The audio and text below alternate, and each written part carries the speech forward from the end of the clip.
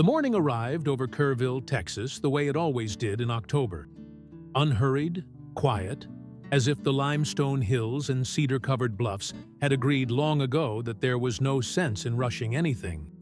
The sun climbed above the eastern ridgeline slowly, spreading amber light across the Guadalupe River and the modest storefronts of Water Street, before it finally committed to the bold, cloudless blue that locals simply called a good day.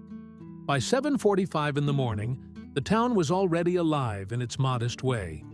The smell of fresh coffee drifted out of the Cowboy Grill on Sidney Baker Street. A man in a dirty work shirt walked a dog that had no interest in walking. A teenager on a bicycle pedaled without urgency toward somewhere he clearly didn't want to be. Two older women in matching sun visors did their morning walk along the Riverwalk, talking the whole time in the overlapping rhythm of people who had been friends for decades.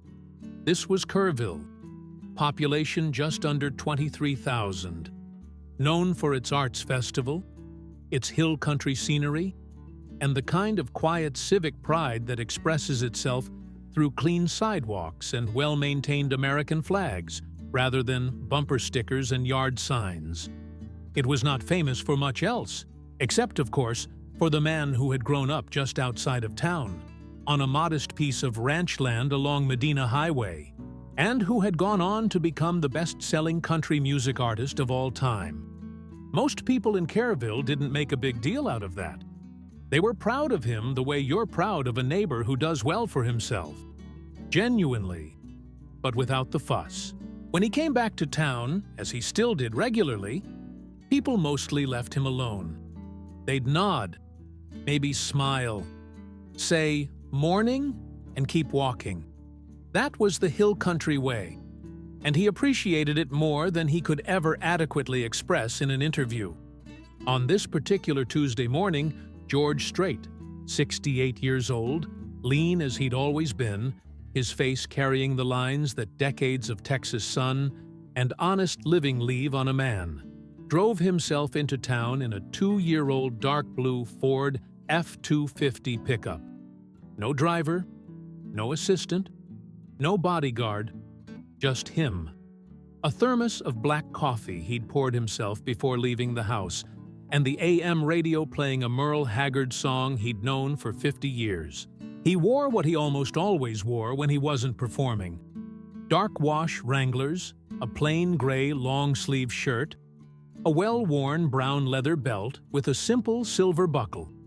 Not the ornate championship belt he wore on stage, just a regular buckle his wife Norma had picked out years ago at a shop in San Antonio. On his feet, a pair of Lucchese boots that had been resoled twice and showed it. On his head, a cream-colored resistal hat with a sweat-stained band and a small dent in the crown that he'd never bothered to fix. He looked exactly like what he was, a Texas rancher, somewhere in his late 60s, heading into town on an ordinary Tuesday morning to handle ordinary business. The business, in this case, was the Lone Star Community Bank on Thompson Drive, a 2-story brick building with a modest parking lot, 3 drive-through lanes, and a digital sign out front that cycled between the current time, temperature, and a promotion for a new low-rate mortgage product. George had banked here, at this branch, for nearly 40 years. Not because he had to. He had accounts at institutions in San Antonio, Nashville, and New York that managed the vast machinery of his financial life, but because he wanted to. Because this was his bank, the one where he'd deposited his first real paychecks, the one where he'd financed his first piece of ranch land, the one that still had, somewhere in their vault, the records of a young cowboy from Poteet who had been 22 years old and not yet sure if music was going to work out. He pulled into the parking lot at 8:12, a few minutes after the bank opened. He chose a spot near the back, away from the entrance, a habit he'd developed not out of paranoia, but out of simple courtesy. He didn't want to park right up front if he didn't have to. He grabbed his thermos, drank the last inch of coffee, and walked toward the front door. A young woman coming out held the door for him. "Thank you, ma'am," he said, and meant it. She smiled the way you smile when a polite stranger holds a door, briefly, automatically, and walked to her car without a second glance. Inside, the bank was cool and smelled faintly of industrial cleaner and printer paper. The lobby was modest. A row of 3 teller windows along one side, a waiting area with padded chairs and a low table stacked with mortgage brochures, and a corridor leading to the private offices in back. There was a community bulletin board near the entrance covered in flyers for local events. A Halloween carnival at the elementary school, a food drive at the Methodist church, a lost dog named Biscuit, who apparently went missing on Highway 16. 2 tellers were on duty this morning. The one on the left, a heavy-set woman in her 50s with reading glasses on a beaded chain, was helping an older man with what appeared to be a complicated question about a wire transfer. The one on the right was young, late 20s probably, and had the look of someone who had slept 4 hours at most. He was sorting through a stack of deposit slips with the mechanical focus of a man performing a task, while his mind was somewhere else entirely. George walked to the shorter line, the one on the right, and waited. There were no other customers ahead of him. He stood with his hat in his hand because he'd been raised to take his hat off when he went indoors, and he looked at the teller's nameplate. Daniel Calloway, Associate Banker. The young man looked up from his paperwork. "Morning," he said, the word coming out clipped and professional despite the fatigue behind his eyes. "Welcome to Lone Star Community. How can I help you this morning?" "Mornin'," George said, stepping up to the window and setting his hat on the counter beside him. "I've got a couple of things, if you don't mind. I need to make a cash withdrawal, and I also need to update the mailing address on my primary checking account. Got a new P.O. box." Daniel pulled his keyboard closer and cracked his knuckles, a reflex, not a performance. "Of course. I'll need your account number or a valid photo ID to get started." George reached into the back pocket of his Wranglers and produced a worn leather wallet. He handed over a Texas driver's license. Plain. No special designation. The name on it read exactly what it always had. Daniel took it with both hands, another professional reflex, and glanced at the name before typing it into the system. He paused. Not long, maybe 2 seconds. But his fingers stopped moving above the keyboard, and his eyes moved from the license to the man standing across the counter, and then back to the license. And for a moment, the entire bank seemed to hold its breath. George watched the recognition cross the young man's face, not with vanity, not with impatience, but with the quiet resignation of a man who had seen this exact moment play out 10,000 times and understood that it was simply part of the deal. "It's fine," George said gently, before Daniel could figure out what to do with his expression. "Just take your time." Daniel set the license down carefully on the counter, as if it might break, and then seemed to remember that he was at work. He straightened. He typed. His jaw worked once, like he was chewing on something he'd decided not to say. "One moment, Mr. Strait," he said, and his voice was almost steady. "No rush," George said. Daniel Calloway had grown up in Comfort, Texas, a town even smaller than Kerrville, about 18 miles to the southeast, and he had grown up with country music the way most hill country kids did, unavoidably. It was on the radio in his father's truck. It came out of the speakers at the 4th of July barbecue at the county park. It played on the jukebox at the diner where his mother waitressed on Friday and Saturday nights. He knew George Strait the way he knew the shape of the hill country skyline. It was just part of the background of being from here. Ace in the Hole, The Chair, Amarillo by Morning, Check Yes or No, Situn, songs he'd heard so many times they lived in him somewhere below memory, below conscious thought, in the part of a person that stores the things they absorbed before they were old enough to decide what mattered. He had never expected to be standing 3 feet from the man on a Tuesday morning, while trying to remember how to type a date of birth. He got through it. He pulled up the account, verified the identification information, confirmed the address update request in the system, and turned the screen slightly so George could verify that the new P.O. box number was correct. "That's it," George confirmed. "Updating now," Daniel said. He typed. He hit enter. He moved on, the way professionals are trained to do, to the next item on the list. "And the cash withdrawal. How much were you looking to take out?" 800, George said. 400s, 450s. If you've got them. "Let me check my drawer." Daniel opened the cash drawer, counted quietly, and assembled the bills with the mechanical precision of someone who had done this several thousand times. He slid the envelope across the counter. "Would you like me to count that back for you?" "I trust you," George said. And he wasn't performing graciousness. It was simply true. He tucked the envelope into his shirt pocket. "Appreciated." "Of course." Later, Daniel started to close the transaction window. "Is there anything else I can—" He stopped. He had been moving through the motions, operating on the trained autopilot that gets a teller through the mechanical portions of a transaction. And in doing so, he had navigated past the account summary screen a fraction of a second too slowly. Or perhaps the screen had loaded a fraction of a second too quickly. Either way, the numbers were there before he had the presence of mind to look somewhere else. The balance on the primary checking account, not an investment account, not a brokerage, not a trust. The everyday checking account, the one you use to buy things. 2,847,634s. 19. He blinked. He had typed in an additional query without thinking, clicking through to the linked account summary in a routine check for flagged items, something the bank required for accounts above a certain threshold, and the page that loaded showed not just the checking account, but a summary line for the full banking relationship. Total relationship balance. The number was not $2 million.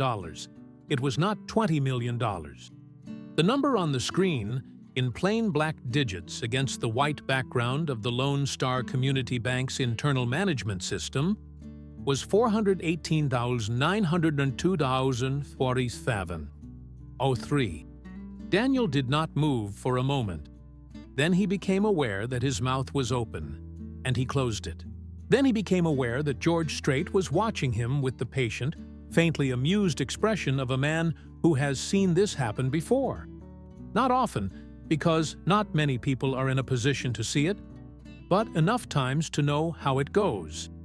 Daniel started. "Yep," George said simply. "I apologize.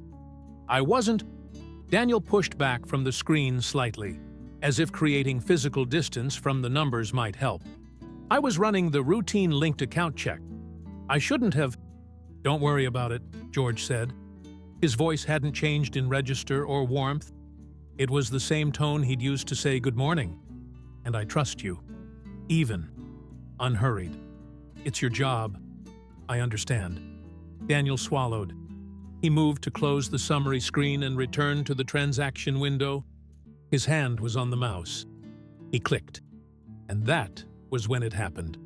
The click he executed, the one he intended to aim at the Close button on the summary panel, landed instead on a button adjacent to it.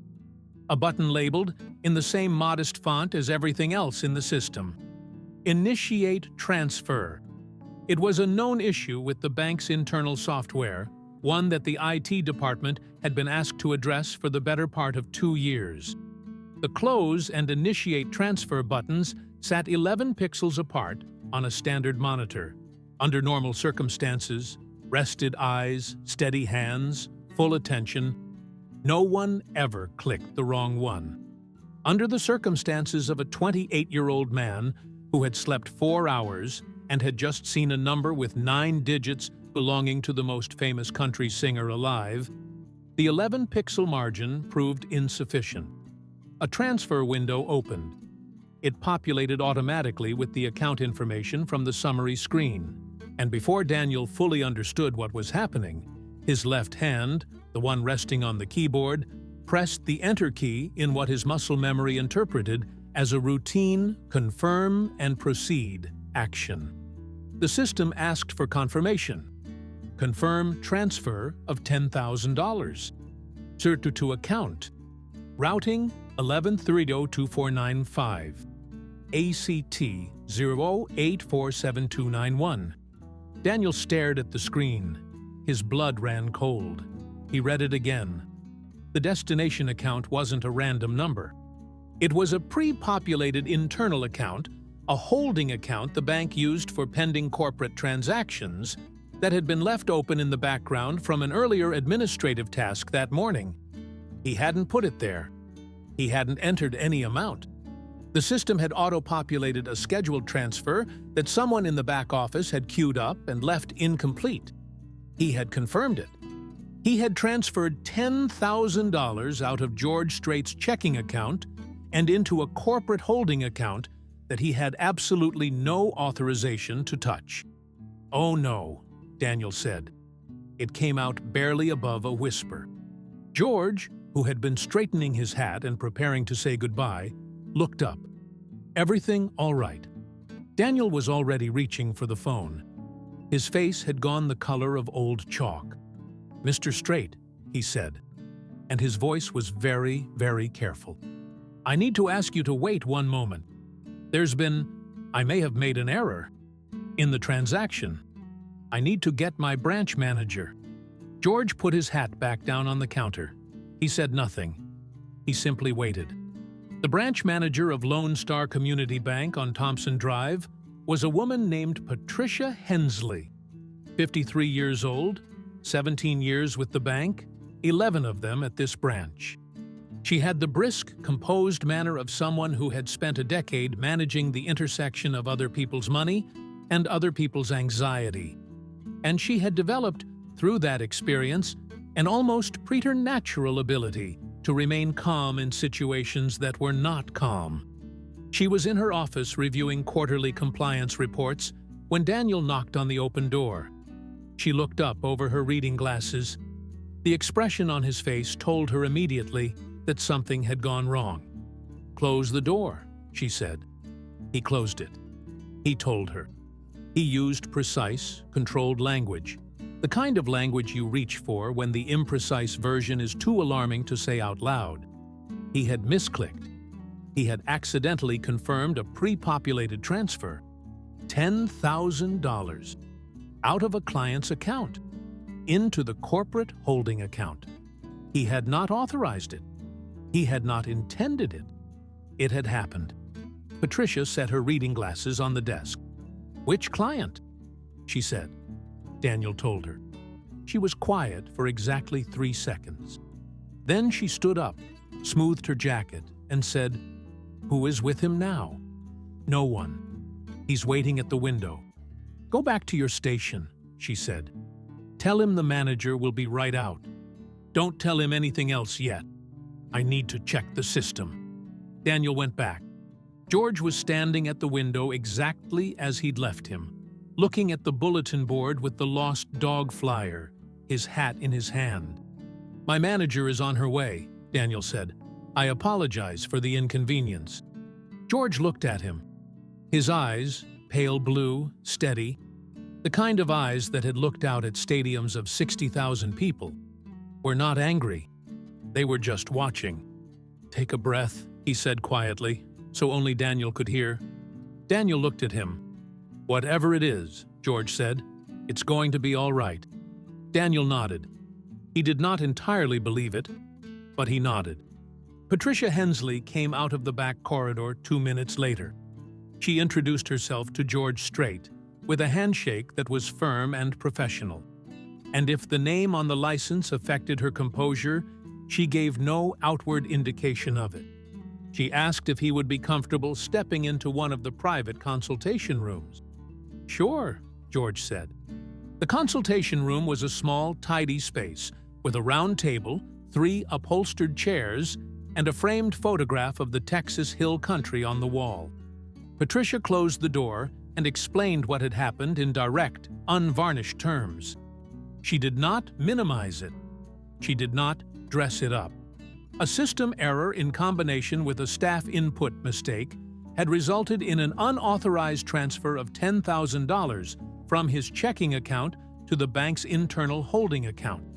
The error had been caught immediately, within 3 minutes. The funds had not left the bank. She could reverse the transfer and have the money back in his account within 30 minutes. There would be no fee. There would be a formal written notification. There would be an internal review. "And I want you to know," she said, looking directly at him, "that this will be fully investigated. We will be addressing both the software interface issue and the training circumstances." George nodded slowly. He was leaning back in the chair with his arms folded, his hat resting on the table beside him, and he had the look of a man who was listening rather than reacting. "How long has this interface problem been known?" he asked. Patricia hesitated slightly. "It's been on the IT improvement list for approximately 22 months. George let that sit for a moment. "All right," he said. He uncrossed his arms. "Go ahead and reverse it. Of course. Again, I'm deeply sorry for—" "Is the young man going to lose his job?" George asked. The question was simple and direct. Patricia looked at him steadily. "That determination would go through our HR process," she said. "Given the contributing factors, the known software issue, it would not automatically be a termination-level offense. But there would be a formal review and likely a written warning on his employment record." George was quiet. He looked at the photograph of the hill country on the wall. He looked back at Patricia. "Here's what I'd like," he said. "I'd like the transfer reversed. I'd like the written notification you mentioned. And I'd like to ask that whatever review happens for your employee accounts, for the fact that the software problem is 22 months old and still not fixed." He paused. "That's not on him. That's on the institution." Patricia held his gaze. "I hear you," she said. "And I agree." Back at his teller station, Daniel Calloway stood with his hands flat on the counter and stared at the screen without seeing it. He was trying to calculate, with what remained of his rational mind, exactly how bad this was going to be. The answer kept coming back the same way. Very, very bad. He needed this job. He needed it with an urgency that most 28-year-olds in entry-level banking positions don't fully reckon with, because most of them don't have a mother with stage 3 ovarian cancer whose treatment costs exceeded their insurance cap 8 months ago. Most of them don't have a wife who had to cut her hours at the dental office when their daughter was born premature and spent 6 weeks in the NICU. Most of them aren't sending $200 a month to their younger brother in Laredo, who is 19 and trying to stay in community college and out of trouble. Daniel wasn't a man with problems. He was a man with a specific, concrete, meticulously organized set of financial obligations that left exactly $214 in his checking account at the end of each month. And that was a good month. Losing this job would not be inconvenient. It would be catastrophic. He stared at the screen. He thought about his wife, Kelly Calloway, who had gone back to full-time hours 2 months ago and was still trying to catch up on sleep debt from the NICU months. He thought about their daughter, Rosie, 14 months old now, sturdy and bright-eyed, and completely unaware that her father had just accidentally transferred $10,000 out of the most famous country singer in Texas's bank account. He thought about his mother, Diane Calloway, who had an oncology appointment in San Antonio on Thursday, and who had, just last week, told him over the phone that she felt like she was turning a corner, which he knew was partly true and partly the way she'd always been, protecting him from things she thought he couldn't handle, even now, even at 61, even with cancer. He thought about all of it, and he stood there, and he waited. It was 37 minutes from the time Patricia Hensley went into the consultation room to the time the door opened again. The morning rush, such as it was in a Kerrville bank on a Tuesday, had come and gone. A few customers had cycled through. The other teller, Margaret Dunbar, had handled them with the efficiently disinterested competence of someone who had been doing this for 19 years and had learned to tune out other people's problems as a matter of professional survival. She hadn't asked Daniel what was going on. He was grateful for that. When the consultation room door opened, Patricia came out first. She walked past the teller station without looking at Daniel, which he understood to mean, "This conversation isn't over, but not here," and went back toward her office corridor. George Strait came out after her. He picked up his hat from where he'd left it on the consultation room table, put it on his head, and walked toward the exit. He stopped when he reached the teller station. "Daniel," he said. Daniel turned. His throat was dry. "Yes, sir." George looked at him with that same steady, unhurried gaze. "You do this job well?" The question was so unexpected that Daniel wasn't sure for a moment that he'd heard it correctly. "Sir, are you good at what you do?" George said. Not challenging, genuinely asking. "I try to be," Daniel said. Yes, sir. I think I do a decent job." George nodded. "Then whatever happens from here, you walk tall," he said. "You made a mistake. You didn't try to hide it. That counts for something." Daniel opened his mouth and closed it again. "Have a good day," George said, and tipped his hat in that way that wasn't theatrical, just a natural, habitual gesture from a man who had been raised to acknowledge people, and walked out into the October morning. Daniel watched the dark blue F-250 back out of the parking space and pull onto Thompson Drive and disappear. Then he sat down on the stool behind the counter that he wasn't technically supposed to sit on because his legs had stopped working properly, and he put his hands over his face, and for a moment, he just breathed. Margaret, without looking up from her screen, said, "You want some of my coffee?" "Yeah," Daniel said. "I really do." The formal review notice arrived on Daniel Calloway's employee portal at 4:17 that same afternoon. He read it in the break room on his phone during his 10-minute break, standing by the window that looked out onto the alley behind the bank, where someone had left a broken office chair leaning against the dumpster for 3 weeks. He read it twice. Then he locked his phone screen and stood there for a moment, watching a sparrow pick at something near the dumpster wheel. The notice was written in the careful, neutral language of institutional HR, the kind of language designed to convey gravity without triggering panic, or, more practically, litigation. It informed him that a formal internal review had been initiated in connection with the transaction error of that morning.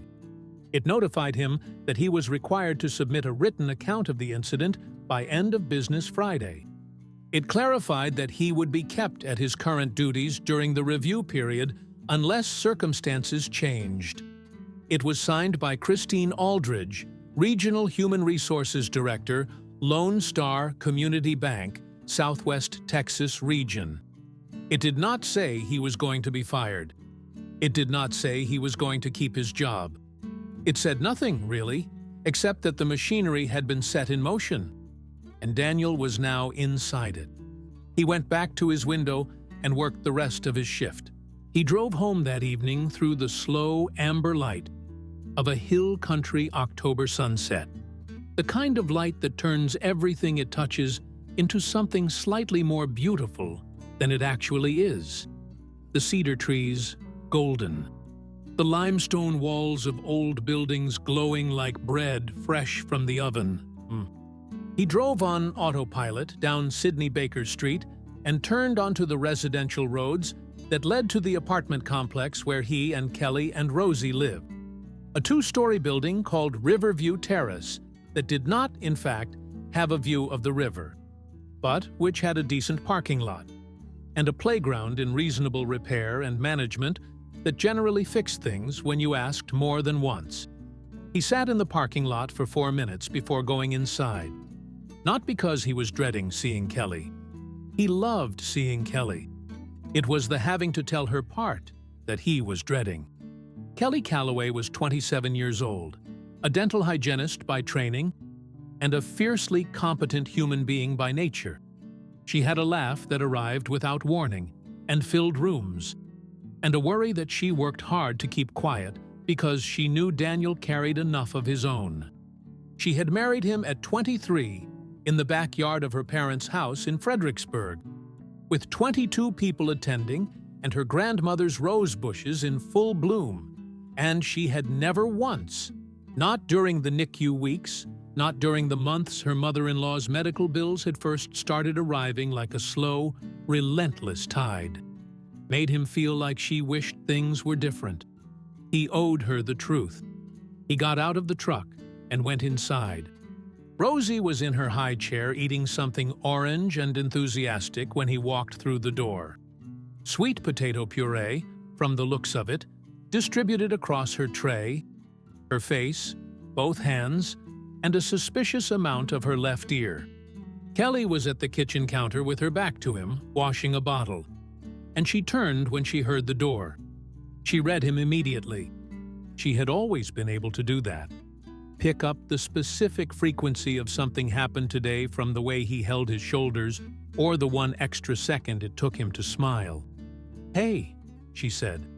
"Hey." He hung his keys on the hook by the door. He kissed Rosie on the top of her head, avoiding the sweet potato situation. "How was your day?" "Daniel." Her voice was gentle and direct. "What happened?" He told her at the kitchen table, after he'd helped clean up Rosie and settled her in the living room with the stacking rings she was currently obsessed with. Kelly listened with her hands wrapped around a mug of tea, not interrupting, not changing her expression. He told her all of it. The misclick, the $10,000, the consultation room, Patricia Hensley's measured words about the review, George Strait's unexpected steadiness. When he finished, she was quiet for a moment. "Are you going to lose your job?" she asked. "I don't know," he said. "Maybe. Probably not if the review is fair and they actually account for the software issue. But possibly a formal warning, which goes on my record, which affects any promotion track for the next 2 years minimum." Kelly looked at her tea. "Okay," she said. "I'm sorry, Kel." She looked up. "You made a mistake," she said. "You didn't do something wrong on purpose. You made a mistake because you were tired and because the bank's software has a design flaw they've apparently known about for almost 2 years." Her voice was even. "This isn't a character failure, Daniel. It's a bad morning." He nodded. He wanted to believe her. "It could still cost us," he said. "It could," she agreed. She set down the mug and reached across the table and covered his hand with hers. "We've survived things that were harder than a bad morning." He wrote his account of the incident that night after Rosie was asleep, typed it at the kitchen table on his laptop, while Kelly sat on the couch nearby, folding laundry and watching something on her phone with the volume low. He wrote it carefully and honestly, without making excuses and without omitting the context. He described the sequence of events precisely. He noted the known issue with the software interface. He stated clearly that the action had been unintentional. He stated equally clearly that he accepted responsibility for the outcome. He read it back once, changed 2 words, and submitted it through the employee portal at 10:44 p.m. Then he closed the laptop and sat in the quiet kitchen and listened to the sounds of his apartment. The hum of the refrigerator, the distant television from the unit upstairs, the soft suburban night outside the window, and felt the particular exhaustion of a day that had taken more from him than a day should. From the living room, Kelly said, "Come watch something with me." He went. He sat beside her on the couch, and she leaned against him, and they watched 40 minutes of something neither of them would remember later. And it was exactly what he needed. What Daniel did not know, what he had no way of knowing, because he was sitting on his couch in Riverview Terrace eating the last of a bag of corn chips and trying not to think about HR timelines, was that the day's events were already in motion in ways that extended far beyond the bank on Thompson Drive. The issue was not the transfer itself. That had been reversed cleanly and completely. The funds back in George Strait's account before noon. The issue was that Lone Star Community Bank had a reporting protocol for transactions of a sensitive nature involving high net worth clients, a protocol established after a fraud incident 3 years earlier. And that protocol required a notification to be filed with the Regional Compliance Office anytime an unauthorized transaction of over $5,000 touched a Tier 1 client account. George Strait was, by any reasonable measure, a Tier 1 client. The compliance notification had gone out at 11:40 that morning, copied to Christine Aldridge in Regional HR, to the bank's legal counsel, Robert Finch, and to the Regional Executive Director, Gerald Boone, who was, in the ordinary course of his job, a methodical and unexcitable man, but who became considerably more animated when he saw the name attached to the account in question. Gerald Boone called Patricia Hensley at 1:15 p.m. The conversation was 14 minutes long and, by Patricia's account, not comfortable. It covered the specifics of the transaction, the software interface issue, the employee involved, the client's response during the incident, and Gerald Boone's specific and repeated concern whether George Strait or anyone connected to him had communicated any reaction to the incident that might suggest legal or reputational consequences for the bank. Patricia told him, accurately, that Mr. Strait had been calm, gracious, and had specifically asked that the review process account for the institutional software issue. She did not editorialize. She reported what she had seen. Gerald Boone thanked her and hung up. Then he called Robert Finch again. And Robert Finch, whose job it was to anticipate problems before they fully materialized, placed a discreet call to a media monitoring service the bank retained on contract, asking them to flag any social media or news content related to Lone Star Community Bank and the name George Strait. It was, in theory, a precautionary measure. In practice, it was the thing that would make everything worse. The problem was that the bank on Thompson Drive had not conducted its business in complete isolation that morning. There had been other customers. There had been the woman who held the door. There had been the elderly man at Margaret Dunbar's window, who, while ostensibly focused on his wire transfer question, had the particular attentive stillness of a person listening to the conversation, happening 6 feet to his left. His name was Howard Pelletier, 71 years old, retired from 30 years as an electrician, widower, and committed practitioner of that peculiarly Texan form of community intelligence gathering that happens at bank windows, feed stores, and the tables of small-town diners where people have been sitting long enough to learn the exact angle at which to appear uninterested while absorbing everything. Howard had not been able to hear the content of Daniel's conversation with the manager or what happened behind the consultation room door. He had not seen any screens or heard any numbers, but he had seen George Strait walk in. He had seen a young teller's face change dramatically. He had seen the branch manager come out with urgency in her step. And he had seen George Strait come out of the consultation room and stop to talk briefly to the teller before leaving. In Howard Pelletier's experience, 71 years of it, you didn't need to hear the details to know that something had happened. The shape of a thing told you a lot. He went home and told his daughter, Beverly Pelletier Walsh, who was 43 and ran a popular local Facebook group called Kerrville Community Corner that had 4,800 members and was, in the specific ecosystem of small-town information exchange, approximately equivalent to the Associated Press. Beverly didn't know what had happened in the bank exactly, but she knew her father was reliable. She posted something that afternoon, just a gentle, curious thing, the kind of post that frames a non-question as a question. Anyone else notice anything interesting at the Lone Star Community Bank on Thompson this morning? Asking for a friend. By dinner time, the post had 63 comments. By the time Daniel submitted his written account at 10:44 p.m., it had 187. None of them knew what had actually happened. But the Internet's relationship with not knowing what actually happened is, at best, complicated. By the following morning, Wednesday, the Kerrville Community Facebook group's speculative thread had been screenshotted and shared to 3 separate country music fan pages. From there, with the particular velocity that speculation achieves when it involves a celebrity and money, it reached a Texas entertainment blogger who had 14,000 followers and a reputation for being the first to a story, accuracy being a secondary consideration. The blogger's post, published at 7:20 a.m. while Daniel was showering before his shift, was headlined, "George Strait Banking Scandal? Kerrville locals report incident at local bank. What's really going on?" It contained no facts.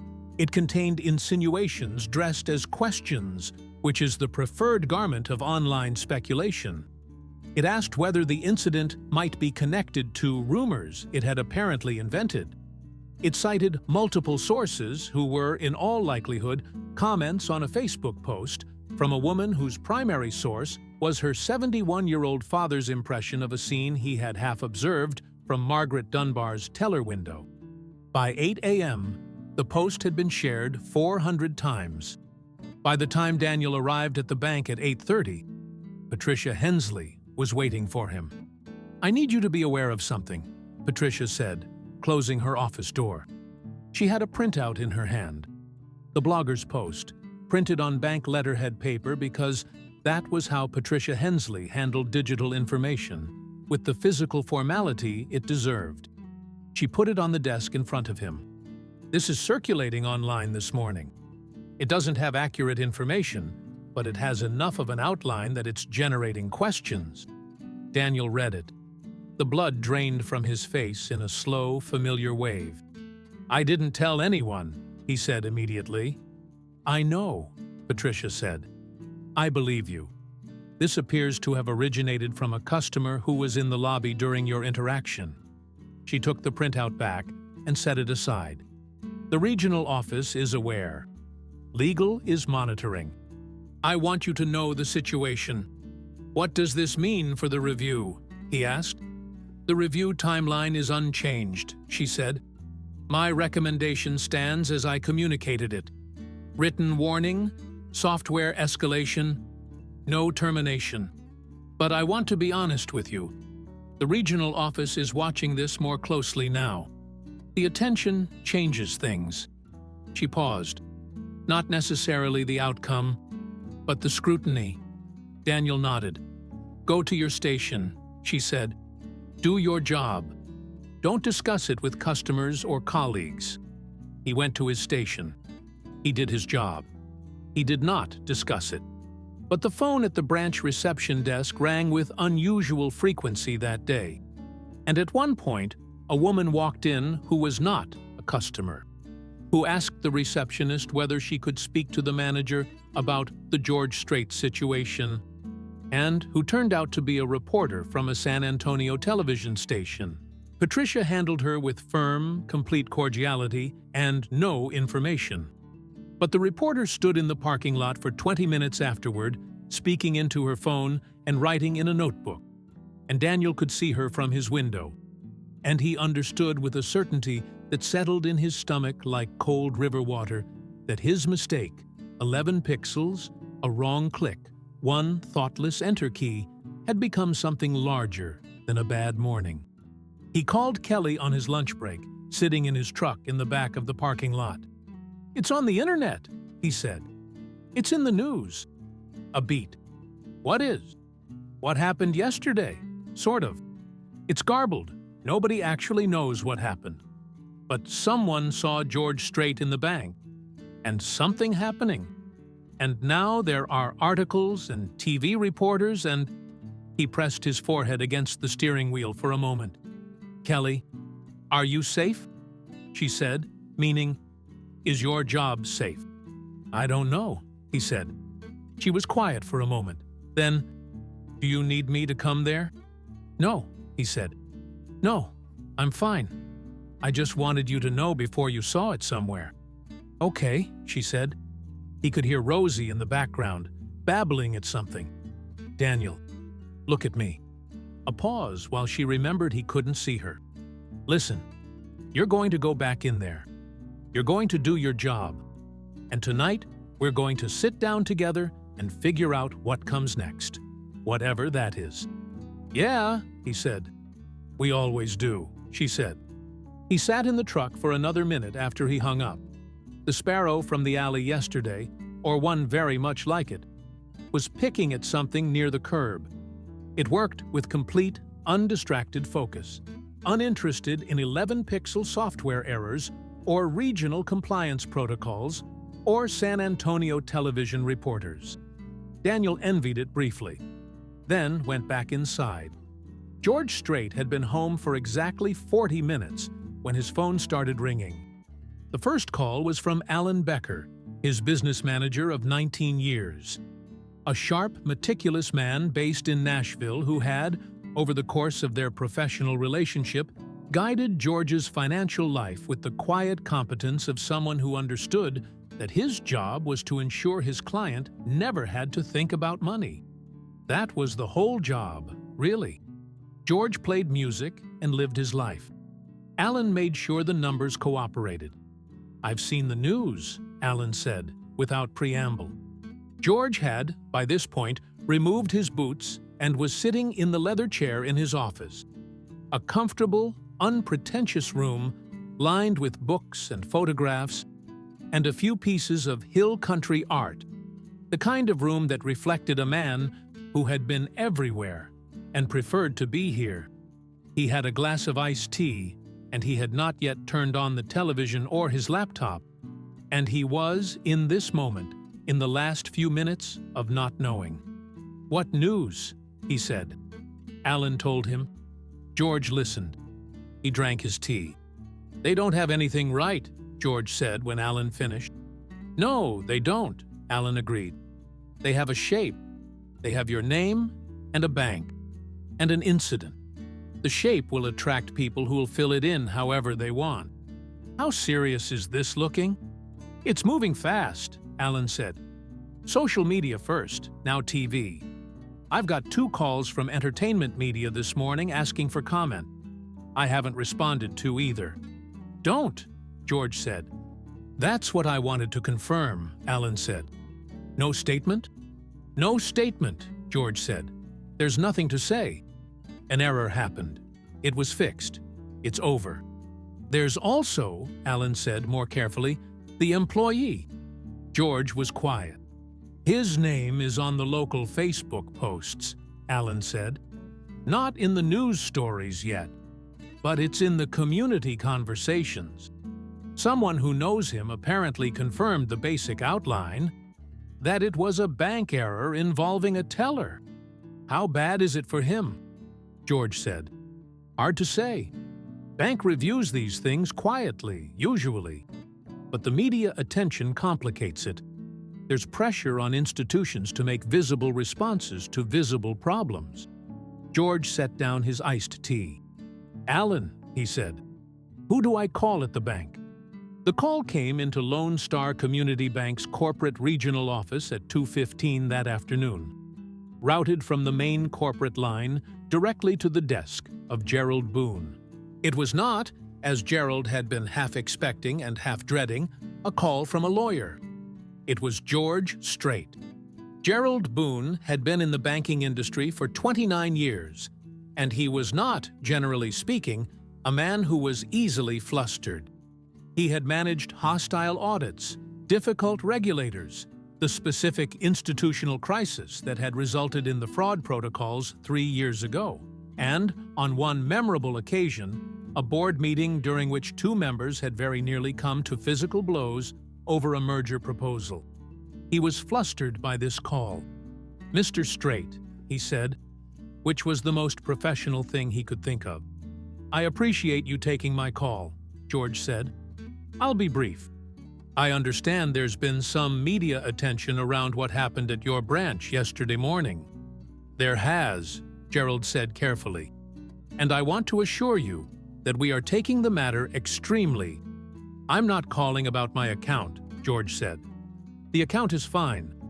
The error was corrected promptly and professionally." A pause. "I'm calling about your employee." Gerald blinked at the wall behind his desk. "The teller who was involved," George continued. "I want to understand where things stand with him." Gerald chose his words with the care of a man diffusing something. "There is an ongoing internal review, as per our standard protocols. I'd like to submit a statement in support of him," George said. "As a customer, I'd like it considered as part of your review process." Gerald was quiet for a full 3 seconds. "That's, of course, we would consider a client statement. That is," he paused, "that is an unusual step, Mr. Strait." "I imagine it is," George said. "But I was there. I saw what happened. The young man made an error. He reported it immediately. He didn't try to cover anything. The technology involved had a known flaw that the institution had not addressed." His voice stayed even. "That context matters. It should matter to whoever makes the final determination on his employment." "I understand," Gerald said. "Good," George said. "I'll have the statement emailed to your office by end of day." George drafted the statement himself at his desk. He didn't call a lawyer to write it. He wrote it the way he wrote everything when he was being precise. Slowly, plain, with as many words as the thing needed, and not one more. He described the transaction. He described Daniel's behavior, the immediate acknowledgement of the error, the appropriate escalation to management, the professional composure maintained under circumstances that warranted it. He noted the software interface issue as Patricia Hensley had described it. He stated clearly, and without qualification, that he bore no ill will toward the employee and that, in his assessment, a fair review of the facts would not support termination or significant formal sanction. He read it back once. He sent it to Alan to forward from the business office email address. Then he went out to the barn and checked on the horses, because they didn't know about any of this, and they needed their afternoon check regardless. What George did not send, and had not said to Gerald Boone, and had not discussed with Alan, was the other thing. The thing that had been sitting in the back of his mind since the morning before, when he had looked at Daniel Calloway's face in that teller window. That particular shade of controlled fear that a person wears when they are balancing a heavy load and trying very hard not to let it show. He'd seen that face before. Not in banking, not in business. He'd seen it on his own face, in his early 20s, in the bathroom mirror of a Holiday Inn in Beaumont, Texas, the morning of his first real paid gig, when the money he had in the bank was not enough to cover what he owed that month, and he was performing music for a living on the faith that it was going to work out, because there was no backup plan. He had been lucky. The music had worked out. Not because of luck exactly. He had worked ferociously, relentlessly, for years, but because of a combination of talent, timing, character, and the specific grace of having a few people show up at the right moment to catch him when the weight got to be too much. He thought about the young teller, the dark circles, the way he'd sorted those deposit slips with the careful efficiency of someone for whom time at work was not to be wasted, because wasted time at work meant less for other things.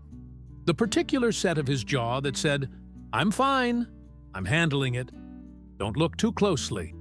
George had been in the chair in his office for an hour with a cup of cold coffee when he made a decision. He picked up the phone and called Alan back. "I need you to find out something for me," he said, quietly. without involving the bank or anyone official. "What do you need?" Alan said. George told him. Alan was quiet for a moment. "You sure about that?" "Yeah," George said. "All right," Alan said. "Give me a day."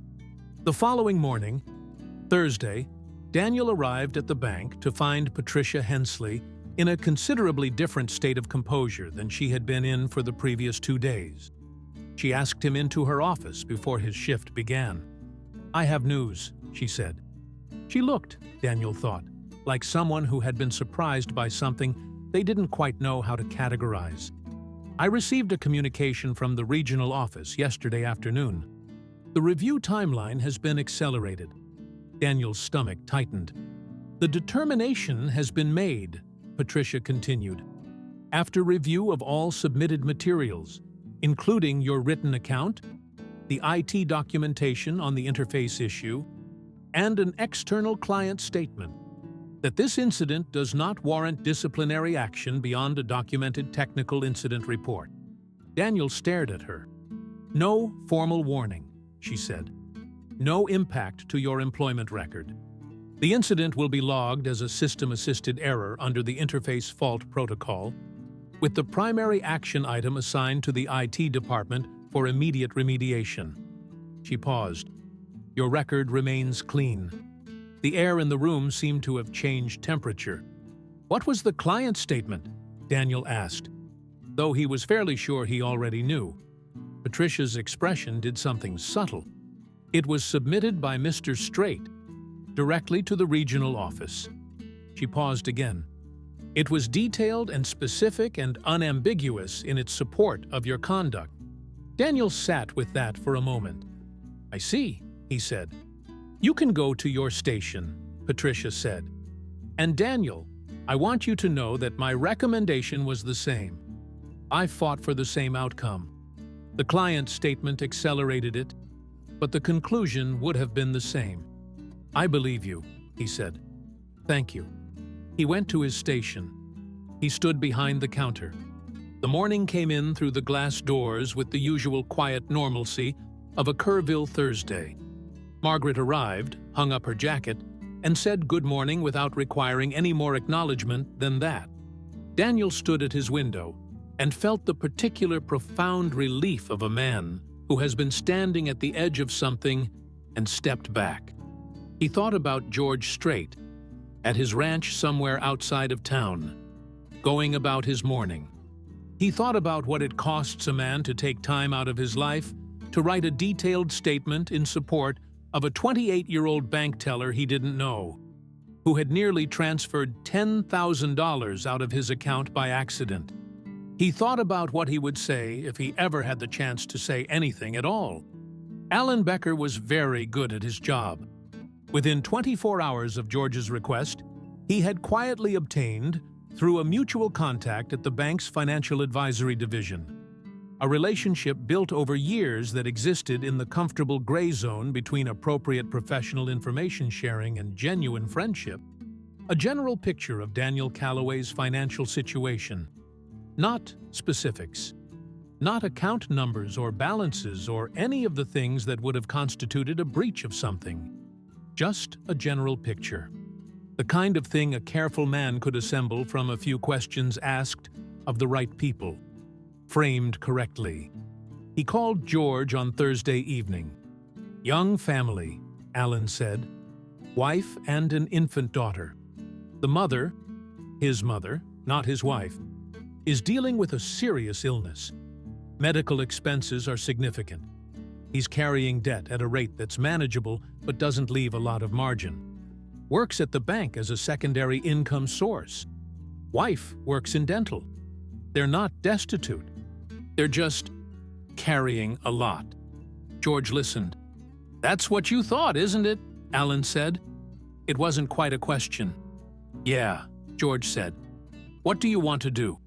George was standing on the back porch of his house. The October evening had turned cold in the way hill country evenings do, abruptly, decisively, without the long amber warning you get in summer. The cedar trees were dark against a sky going purple at the horizon. In the near pasture, two horses moved slowly along the fence line, their breath visible in the cooling air. "Nothing that embarrasses him," George said. "Nothing that turns into a story." "Then it has to be invisible," Alan said. "Can you make that happen?" "I can think of a way," Alan said slowly.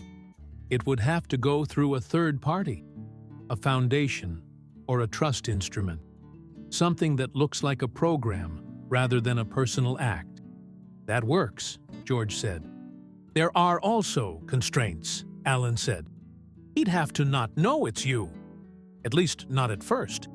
"That's fine," George said. "Better, actually." Alan was quiet for a moment. "George, you understand, this is several $100,000 we're talking about. If you want to actually address the medical debt and give them breathing room." "I know what I'm talking about," George said. Another pause. "All right. I'll call the foundation office tomorrow." "Thank you, Alan." He stayed on the porch after the call ended, watching the horses. The cold came in properly now. The kind that gets into your collar and reminds you that seasons change whether you're ready or not. He thought about the years that had passed since he was the young man in the Holiday Inn bathroom in Beaumont. He thought about Norma, his wife of more than 40 years, his constant, and how she had stood beside him through every version of what his life had been. He thought about the people along the way who had extended a hand at the right moment. His father, his early managers, bandmates who had stayed loyal when things were hard. You didn't forget those people, and if you were lucky enough to be on the other end of the equation later in life, if you were the person with the resources rather than the person who needed them, then the only reasonable response was to do what those people had done for you, as quietly and cleanly as you could. He went inside. Norma was in the kitchen, and something on the stove smelled the way home always smelled. And he sat down at the table and they talked about ordinary things for an hour, which was exactly right. The foundation that Alan worked through was the Clearwater Family Assistance Trust, a small, legitimate nonprofit that provided financial relief to working-class families in the Texas Hill Country region dealing with catastrophic medical expenses. It had existed for several years, funded by a rotating group of anonymous donors, and it operated with the specific philosophy that assistance should arrive without the burden of public acknowledgement or the condescension of charity theater. A caseworker from Clearwater, a practical woman named Susan Hargrove, reached out to Daniel Calloway on the following Tuesday, 11 days after the incident at the bank. She called him at home in the evening. She explained that his family had been identified through a referral from the healthcare system as potentially eligible for the Trust's medical debt relief program. She explained the program's purpose. She asked him a series of questions, carefully, without prying, about his mother's treatment situation, their current financial structure, and what areas of concern were most pressing. Daniel, sitting at the kitchen table with Kelly beside him listening on speakerphone, answered her honestly. At the end of the call, Susan Hargrove said that his family had been selected for assistance. She said the trust would be covering the outstanding balance of his mother's oncology treatment, approximately $89,000, and establishing a 6-month continuation fund of $2,000 per month to cover ongoing treatment costs. She said the payments would go directly to the medical provider and would not pass through his hands.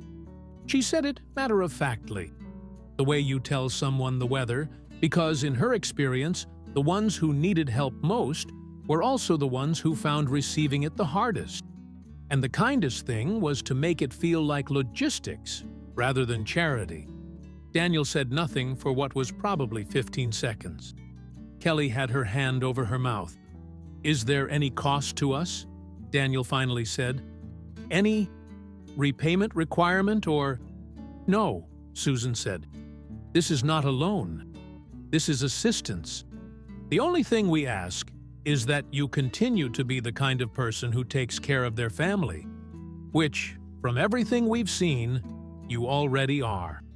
After he hung up, Daniel sat at the kitchen table for a long time. Kelly was crying quietly. Not the desperate kind, but the released kind.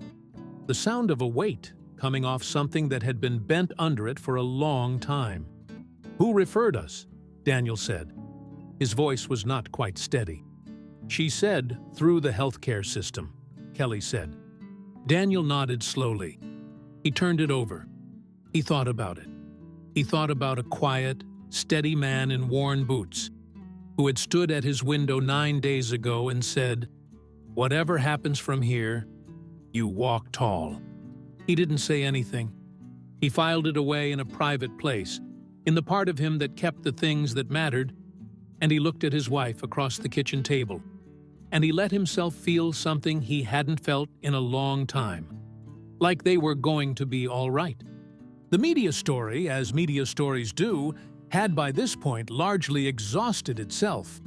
The Texas entertainment blogger had moved on to something about a different celebrity. The San Antonio television reporter had filed a brief, unremarkable segment that noted the bank had declined to comment and that no official information was available, which, when broadcast at 6:30 on a weeknight between a piece on traffic delays and a local high school football highlight, generated approximately zero sustained public interest. The Kerrville Community Corner Facebook group, having produced nothing more definitive than speculation, had cycled on to a heated debate about whether the new stoplight on Jefferson Street was improving or worsening the intersection's traffic flow. Beverly Pelletier Walsh had deleted the original post after her father called to say he felt bad about starting something without knowing what he'd started. Howard Pelletier, for his part, went back to his retirement and his woodworking projects and his morning walks and thought no more of it. The 11-pixel software interface issue was patched by the bank's IT department within 3 weeks. After Gerald Boone made clear, with a directness he had perhaps not previously applied to the matter, that it was no longer on a list. It was an action item. There was a difference. Christine Aldridge in regional HR closed Daniel's file with a notation of no action required, system fault classification, and moved on to other things. The world, in other words, corrected itself. Imperfectly and with the usual friction, but it corrected itself. What it could not correct for, what no process or protocol or patch addresses, was the thing that had happened between two people on an October morning in a Kerrville bank, in the specific, unrepeatable way that things happen between people when circumstances strip away the usual distances and put them face to face with each other's reality. Daniel thought about it more than he expected to. Not obsessively, not sentimentally, just persistently. The way you think about something that doesn't fully resolve, that keeps producing new angles the more you look at it. He thought about the gap between who people were supposed to be and who they actually turned out to be. He had grown up in a culture that revered George Strait, or rather, revered the idea of George Strait, the legend, the king of country, the man on the poster, and the voice on the radio. He had not expected the actual man to be different from the idea. He had not expected the actual man to be more. He thought about what it meant to be seen clearly by someone, especially when what they saw was not your best moment. To have your worst mistake witnessed by the most recognizable person you were ever going to encounter, and to have that person respond by advocating for you. He thought about humility. Not the performed kind, the decorative humility of the powerful, who mention their modest origins in interviews while riding in cars that cost more than a house. The real kind, the kind that lives in the boots and the hat and the quiet at the counter and the words said to a frightened young man before walking out the door. You walk tall. He thought about what he wanted to be when he got to the other end of whatever road he was on. What kind of man he wanted his daughter Rosie to know her father had been. He called his mother on a Thursday evening, 3 weeks after the Clearwater Trust call. She answered on the second ring, the way she always did, with the particular bright phone voice she used even when she wasn't feeling well, the one she'd been using since he was small. "Hi, sweetheart," she said. "Hi, Mom." He was in the living room, Rosie asleep in the other room, Kelly at the gym. "How are you feeling?" "Better," she said. "Actually better. Not just phone better." "Good," he said. "That's good." "The hospital called today," Diane said, "about the billing. They said, 'Danny, somebody paid it. The whole outstanding balance. They said it was through a charitable fund, and they can't tell me who, but the bill is gone." Silence. "You didn't do this?" she said. "No, Mom," he said. "It wasn't me. I mean, I think I know something about it, but who was it?" He thought about what to say. He thought about worn boots and a hat with a dent in the crown. He thought about pale blue eyes that were steady rather than performing steadiness. "Someone who was in the right place at the right time," he said. "And who did the right thing. That's all I know for sure." Diane was quiet for a moment. "Well," she said, and her voice had a quality in it that Daniel recognized. The specific frequency of a woman who has been carrying something heavy and has just felt it shift. "Whoever it is, I hope God blesses them every day." "I think he probably already has," Daniel said. 5 weeks after an October Tuesday that had begun with a thermos of black coffee and an AM radio station playing Merle Haggard, George Strait was back in Kerrville on a Saturday morning that had the feel of early winter. Gray sky, a sharpness in the air that wasn't quite a threat, but wasn't a suggestion either. The cedar trees gray-green against a pale horizon. He drove into town the same way he always did. Ford F-250. No company. Coffee in the thermos. He wasn't going to the bank. He was going to the hardware store on Main Street, because one of the fences on the north edge of the property needed new post hardware, and he preferred to pick things up himself when he could. There was something grounding about it. You went. You looked at the hardware. You made the decision. You came home, and you fixed the fence. Simple. He parked on Main Street and walked the half-block to the store, and he was standing in the fastener's aisle looking at bolt options when someone said, with a particular quality of careful quietness, "Mr. Strait?" He turned. Daniel Calloway was standing at the end of the aisle. He was in civilian clothes, jeans, a flannel shirt, a light jacket, and he was holding a paint roller cover that he had clearly been in the process of examining when he looked up and found himself standing 30 feet from the man who had altered the course of the last several weeks of his life. He looked better than the last time George had seen him. The dark circles were lighter. He held himself differently. Not stiffly, not with the coiled tension of a man balancing too much. Something had released. George looked at him for a moment. "Hey," he said.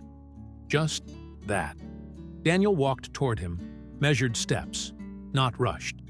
When he was close enough that they didn't have to project, he stopped. "I know I can't verify it," Daniel said, "and I understand if you don't want to. If you'd rather I didn't say anything. But I think I know what you did. For my family." He paused. His jaw was steady, but his eyes were doing something complicated. "My mother. The medical debt." George said nothing. He held the bolt options in his hand and he waited. "I can't." Daniel stopped, started again. "There's nothing I can say that's enough. I know that. But I needed to." He stopped again, and George watched him find the right words, the way you watch someone reach for something just at the edge of their grasp. "I needed you to know that it mattered. What you did. It mattered to my mother, and my wife, and my daughter. And it mattered to me." He paused. "The way you were in the bank. The statement you submitted. All of it. It's not something I'll ever forget." George looked at him for a moment. The hardware store was quiet around them. A Saturday morning quiet. A few other customers somewhere in other aisles, the low radio at the checkout counter playing something indistinct. "How's your mother doing?" George said. Daniel blinked. "She's better. The treatments are working. They said she's responding well." "Good," George said, simply, without decoration. "My daughter is 14 months old," Daniel said, and his voice changed slightly on this, softened, the way it does when you say something that is at the center of everything. "Her name is Rosie. I want to—" He paused. "I want to raise her to be the kind of person you are. That's what I keep thinking. I want her to grow up and be that kind of person."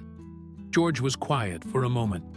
"You raise her to be honest," he said, "and to work hard, and to treat people square. The rest takes care of itself." He held the younger man's gaze.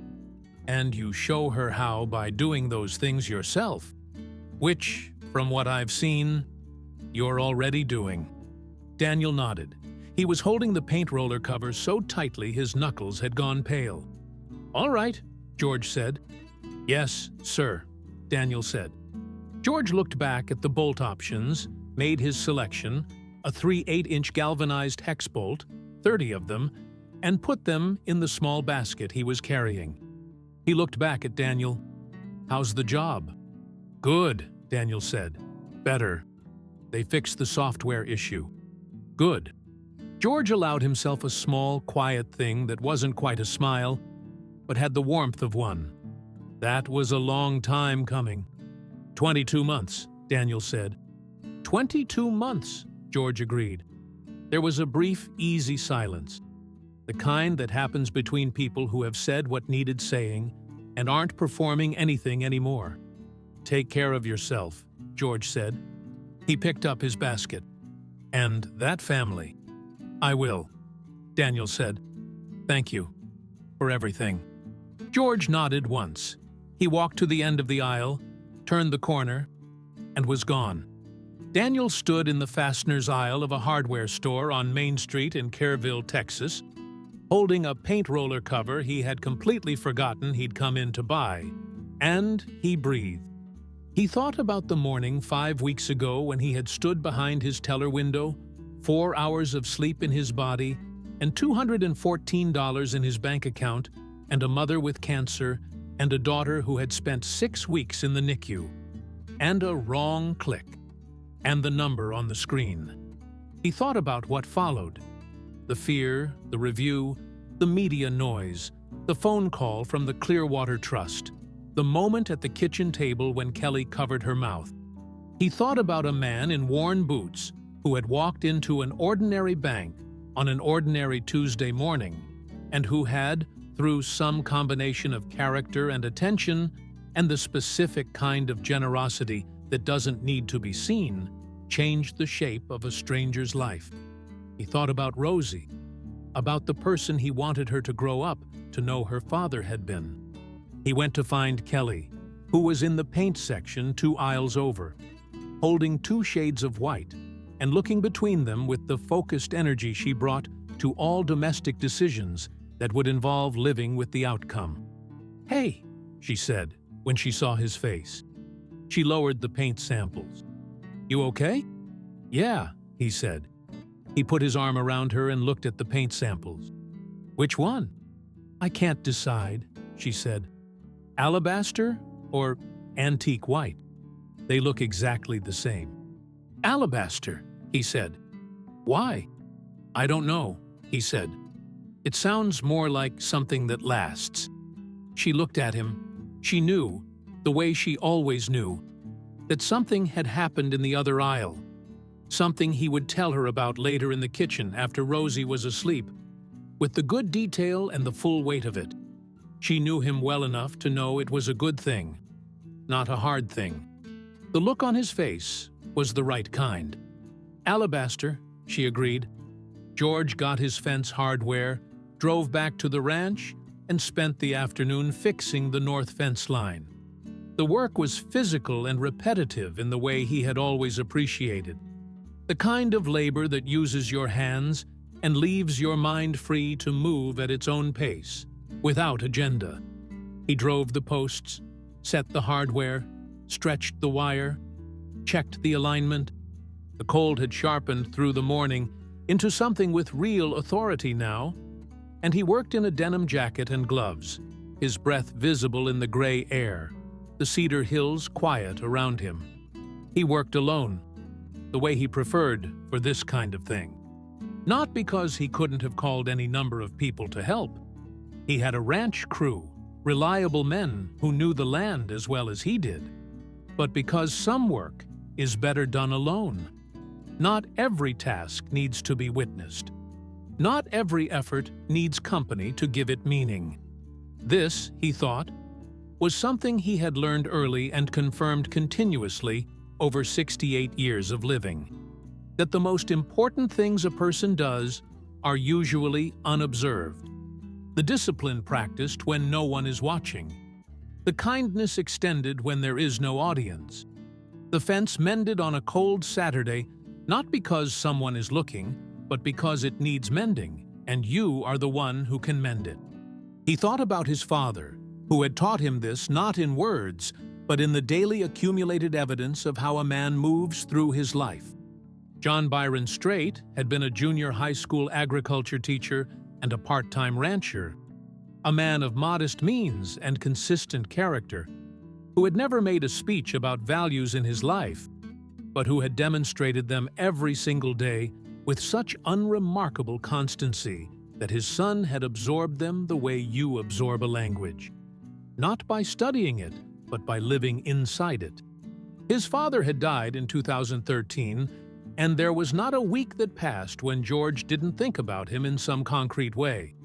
Not the sentimental, generalized way of grief, but the specific, practical way of a man who learned most of what he knows from another man, and who keeps encountering that knowledge in the daily course of doing things. He set the last post at 3:45, checked it for true, and stood back. The fence was right. He gathered his tools and walked back toward the barn, his boots marking the cold ground in a straight line. The horses came to the pasture fence as he passed. Two of them, a gray and a bay, who had no interest in the fence repair, but considerable interest in whether he had anything in his jacket pockets. He didn't, today. Not today, he told them.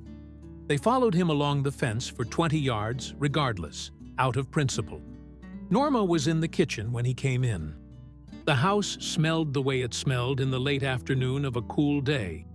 Coffee and something warm from the oven, the specific domestic alchemy that had been a constant of his life for over 4 decades, and that he knew, with the clarity of a man who had thought carefully about what he valued, to be among the most important things he had. He washed up at the utility sink by the back door and came into the kitchen and sat down at the table. Norma Voss Strait, his wife of 43 years, a woman of quiet strength and direct intelligence and a sense of humor that could dismantle a room's tension in a single sentence, put a mug of coffee in front of him without being asked, because she had been doing this for 4 decades and knew when he needed it. "How's the fence?" she said. "Fixed," he said. She sat down across from him. Outside the kitchen window, the last of the afternoon light was going out of the sky over the cedar hills, the gray deepening toward the purple that preceded full dark in the hill country in November. "You seem settled," she said. "I am," he said. She looked at him with the eyes of a woman who had known him through everything, through the lean years and the abundant years, through grief and celebration, through the specific trials of a life lived partly in public and mostly in private, and who had learned to read the difference between his silences. "The young man from the bank?" she said. He had told her about it. Not everything, not the financial details, but the shape of it, the mistake, the young man's face, the things he'd set in motion afterward. "Ran into him at the hardware store today," George said. Norma waited. "He's going to be all right," George said. She nodded. She put both her hands around her own coffee mug and looked at him across the kitchen table and said nothing. Because there are moments between people who have been together long enough that the right response to something is not a response at all, but simply the act of being present for it. They sat like that for a little while. Outside, the last light gave way to dark. The hill country settled into its evening quiet, that particular silence of limestone and cedar, and a sky that, away from city lights, opens into something so vast and dense with stars that it seems almost excessive, like the universe is making a point. George drank his coffee. "Good day," he said. "Good day," Norma agreed. 3 months later, on a February afternoon when the hill country was in the thin, bright cold of midwinter, Daniel Calloway sat in the oncology waiting room at the medical center in San Antonio and looked at his phone. He was not looking at anything in particular. He was doing the thing you do in waiting rooms when your hands need to be occupied while your mind is elsewhere. Cycling through screens without reading them. The phone, a prop more than a tool. His mother was inside, in with the oncologist who had been managing her case for 14 months. This was the quarterly imaging review, the appointment that came with a specific kind of weight, regardless of how many times you'd been through it, because every time was the time when the news could tilt in either direction. He had taken the day off work. Kelly had offered to come. He had told her to stay with Rosie, that he'd call the moment there was anything to report. She had made him take a sandwich, which he had not eaten, and which sat in a paper bag beside him on the chair. The waiting room was cream-colored and quietly lit, and had a television mounted on the wall in one corner, showing a cable news channel with the sound muted and the closed captions running.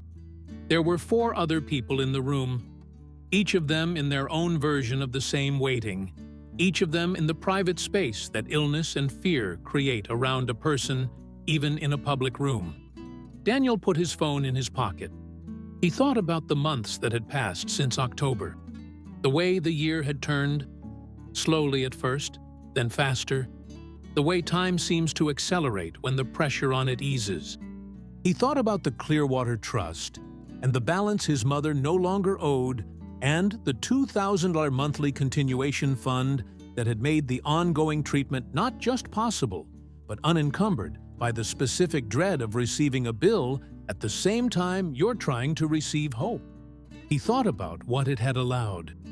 Not just the medical practicalities, but the emotional ones. He had been able to sit with his mother at her appointments and simply be with her, rather than simultaneously calculating how each visit translated to debt. Kelly had been able to stop doing the mental math she did at the end of each month with the specific fluency of a woman who had been doing it long enough that it was nearly involuntary. He had been able to come home at the end of a workday and sit with his daughter in the living room and be present, actually present, rather than present while worried, which is a different thing entirely, and a lesser one. He thought about his daughter. Rosie was 5 months further into her life now, 19 months old, walking with the cheerful, slightly menacing confidence of a toddler who has recently discovered that mobility is possible and has not yet developed a working understanding of consequence.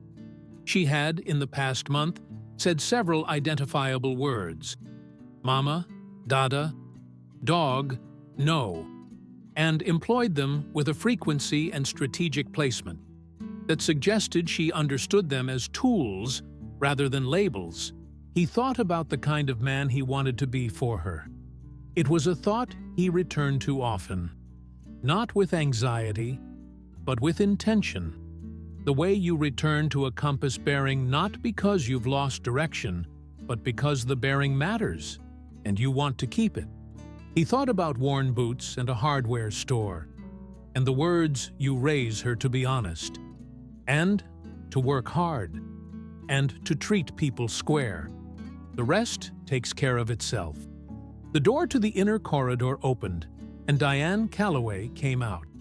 She was 62 years old, and she had her son's dark eyes and a smile that she deployed with the same calibrated honesty he had inherited. Not reflexively, not as performance, but when something warranted it. She was smiling now. He stood. "Clean scan," she said. "Dr. Okafor said the treatment is working. The markers are down." She paused. He used the word encouraging.